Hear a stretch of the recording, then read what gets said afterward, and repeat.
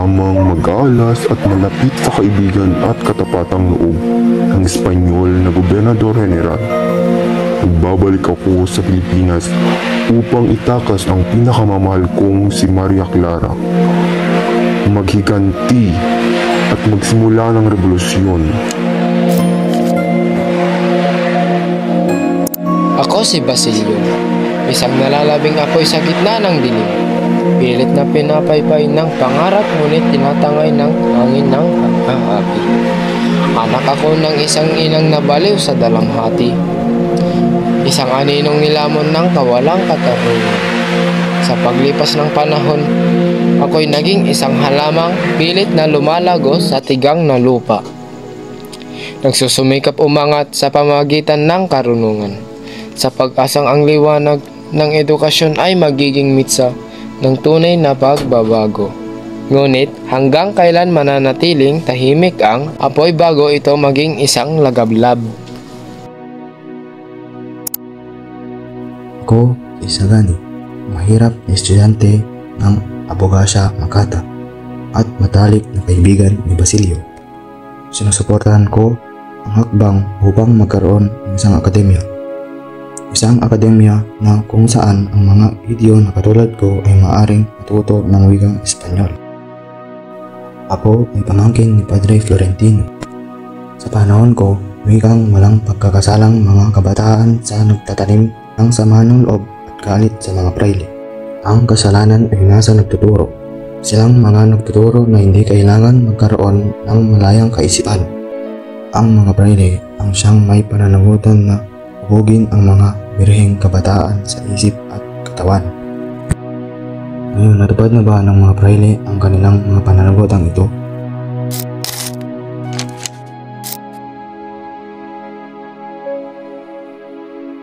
Ako si Padre Salvi, tahimik, mapagmasid, ngunit makapangyarihan.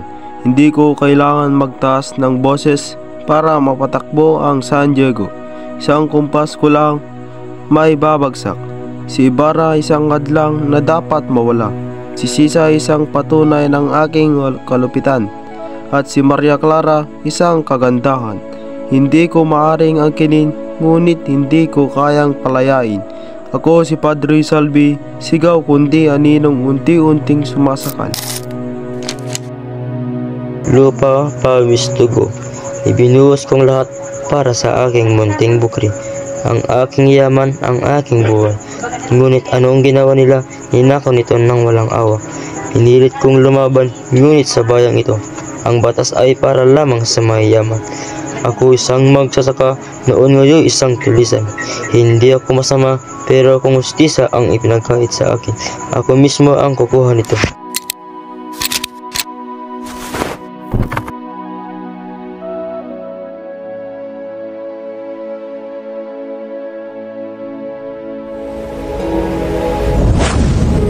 Sabi nila ako ang perpektong Filipina, maganda, mahinhin, isang babae na sa tamang landas. Ngunit, bakit pakiramdam ko isa lamang akong anino? Hindi ako si Paulita Gomez. Ako ay isang pangalan na idinikta ng lipunan. Ang kagandahan ko hindi akin, kundi para sa mata ng iba. Ang buhay ko hindi para sa akin, kundi para sa sino mang pipiliin ng mundo para sa akin. Sa bawat kumpas ng abaniko ko, nakatagong mga tanong na hindi ko kailan maaaring bigkasin. May halaga ba ang damdamin ng isang babae sa mundong ito? May kalayaan ba akong pumili? O ang aking kapalaran ay matagal nang naisulat bago pa man ako matutong mangarap? Isagani? Juanito? Hindi mahalaga. Ang tunay na tanong, kailan ko kaya pipiliin ang sarili ko? Ako, si Paulita Gomez, isang pangalan, isang mukha, isang pangarap ng iba. Ngunit kailan ako magiging ako? Kailan ako magiging higit pa sa isang anino? Siguro, hindi ngayon. Ngunit darating ang araw. Darating ang araw.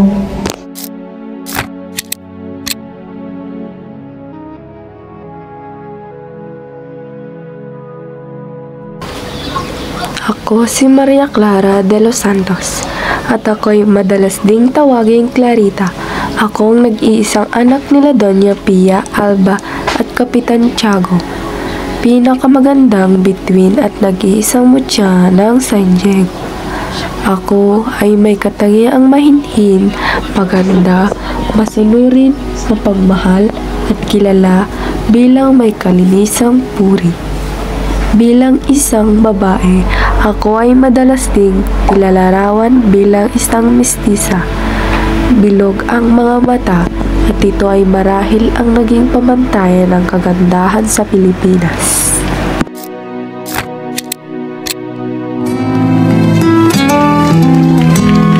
Ako, si Juliana de Dios mula sa El Filibusterismo o mas kilala bilang Huli, anak ni Cabezang Tales. Ngunit ako'y hindi nakapag-aral dahil sa pagkakabaon ng aking ama sa utang. Kaya't mas kinailangan kong magpaalipin kay Hermana Penchang upang makapagbigay ng salapi sa mga humuli sa kanya. Mayroon akong kasintahan. Siya ay matalino, mapagmahal, mapagkakatiwalaan, mabait, at ang higit sa lahat, tapat na nanginibig. At walang iba kundi si Basilio. Nang makulong si Basilio, ay lakas loob akong humingi ng tulong kay Padre Camora. Kahit na alam kong may lihim nitong pagnanasa sa mga kababaihan. Dahil sa taglay kong asal na pinamalas ko sa aking kagandahan mula sa bayan ng San Diego, ay mas pinili kong tumalon sa tore ng simbahan kaysa naman ang mabuhay ng walang dangal o dignidad. At ito ang naging sanhi ng aking pagkamatay. Ako si Cabezang Andang, isang ina na may tanging pangarap, ang mabigyan ng magandang kinabukasan ng aking anak na si Placido. Pinag-aral ko siya sa Maynila, kahit mahirap, kahit kapos kami sa pera, ginawa kong lahat para hindi siya matulad sa akin, isang karaniwang tao na walang laban sa mundo. Ngunit ano ang nangyari? Bumalik siyang puno ng galit, puno ng hinanakit. Ayaw na niyang mag-aral. Sabi niya walang saysay ang pagsisikap kung puro pang-aapi ang kanyang natatanggap. Masakit ito sa akin bilang ina. Ano ang gagawin ko? Hindi ko alam kung paano ko siya matutulungan. Panginoon, ito ba ang kapalaran naming mahihirap? Kailan ba matatapos ang paghihirap namin? Hanggang kailan ko titiisin ang takot na baka isang araw mawala na sa akin ang aking anak? Hindi dahil sa sakit kundi dahil sa kawalan ng pag-asa. Hindi ko alam kung paano, pero hindi ako susuko. Hindi kita pababayaan. Anak, lalaban tayo sa kahit anong paraan. Ako si Hermana Bali, isang kilalang hermana sa aming bayan. Hindi ako mayaman o makapangyarihan, ngunit ako'y pinagkakatiwalaan ng mga tao. Madalas nila akong lapitan upang humingi ng payo, lalo na sa oras ng kagipitan. Ako ay matulungin at may malasakit sa kapwa. Sa kabila ng aking pagiging mapagpayo, may hangganan din ang aking magagawa. Hindi ko kayang labanan ang mga mapang-abuso, at madalas ang aking tinig ay nawawala sa harap ng mga may kapangyarihan. Ako ay sumisimbolo ng mga ordinaryong mamamayan. May malasakit ngunit walang sapat na lakas upang magbago ng sistema. Ako ang larawan ng lipunang natutong magtiis, umaasa na balang araw ay magtatagumpay ang katarungan.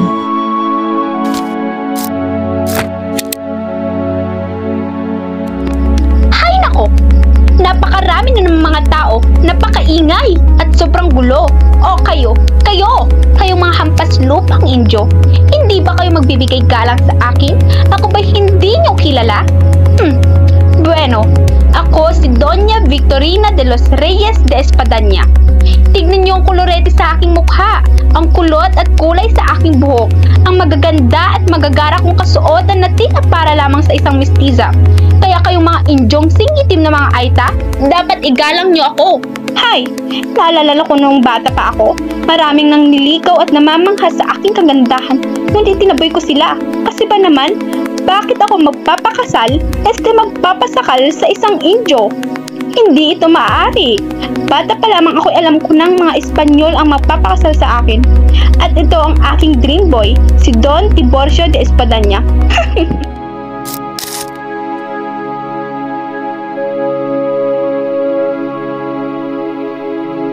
Ako si Pepay, isang mananayaw, maganda, kakaiba kung magsalita, at may koneksyon sa makapangyarihan. Sabi ng iba, mapaglaro ako, pero sa mundong ito, kailangang maging wais para mabuhay.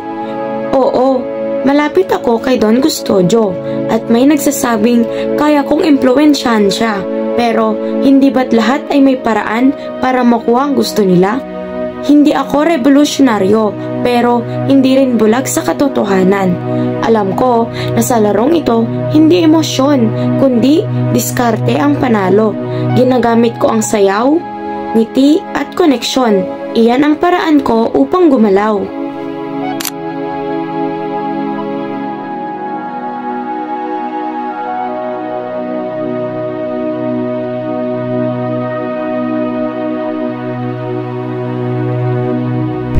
Ako si Sinang, isang dalagang masayahin, prangka at puno ng sigla.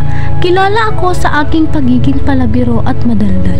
Ngunit sa likod ng aking masasayang tawa, ako ay may isang pusong tapat at may malasagit.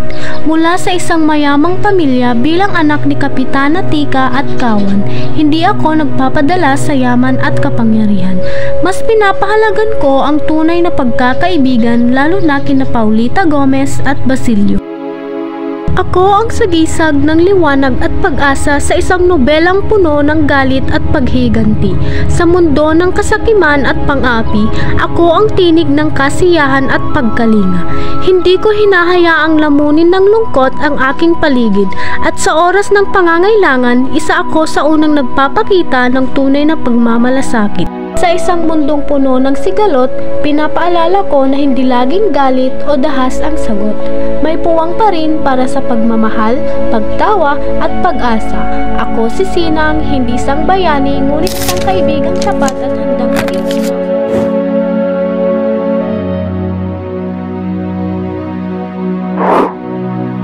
Ako si Kapitana Tika, ang butihing may bahay ni Kapitan Domingo.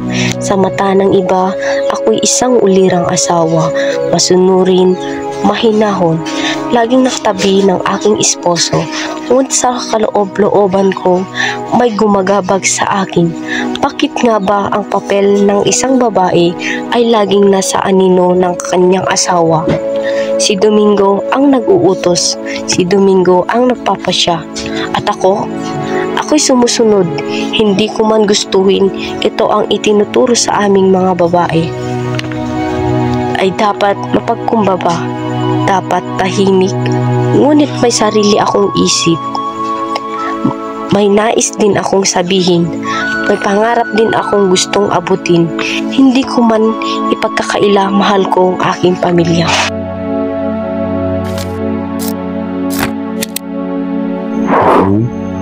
Si Sandoval, isang Kastilang salungat sa mga ginagawa ng kanyang kababayan at nagpatuloy ng pag-aaral sa Pilipinas. Ako'y sumisimbolo sa mga Kastilang may awa sa mga Pilipino. Tulad ng aking mga kapwa, ako rin ay humihingi ng kwalidad na pilit nilalayo ang kalayaan na dapat sa amin. Isa rin ako sa mga taong may nais ng pantay-pantay na pagtrato sa mga tao. Napasa ko at napagtapos sa pag-aaral. Ginamit ko ang aking manipis. Ako si Padre Milon, isang Dominikong pari at guro ng pisika sa Universidad ng Santo Tomas sa nobelang El Filibusterismo ng Jose Rizal. Kilalang mahigpit at mapang-api sa aking mga estudyante tulad ni Placido Pinente na madalas kong pinapahiya sa klase. Pagamat may malawak na kaalaman sa pisika, ako ay may mga pagdududa sa mga pangunahing teorya ng agham tulad ng heliocentrism. Ang aking karakter ay sumisimbolo sa hindi makatarungang sistema ng edukasyon noong panahon ng Kastila. Ang aking mapang-abusong pamamaraan ng pagtuturo, kabilang ang pagpapaya sa mga estudyante at higit paggamit ng mga kagamitan sa laboratorio, ay nagpapakita ng depekto ng kolonyal na edukasyon. Si Pekson, laging nasasangkop sa mga sapin. Hindi ako basta-basta't naniniwala sa mga sinasabi ng iba, lalo na kung ito ay may kinalaman sa gobyerno at politika. Lagi kong iniisip ang mga posibleng panlilinlang o masamang epekto ng isang desisyon. Hindi ako natatakot na ipahayag ang aking opinyon kahit ito ay salungat na iniisip ng iba. Kahit minsan ay masakit pakinggan, naniniwala ako na mas mabuti ang makatotohanang usapan kaysa sa mapanlinlang na kasinungalingan.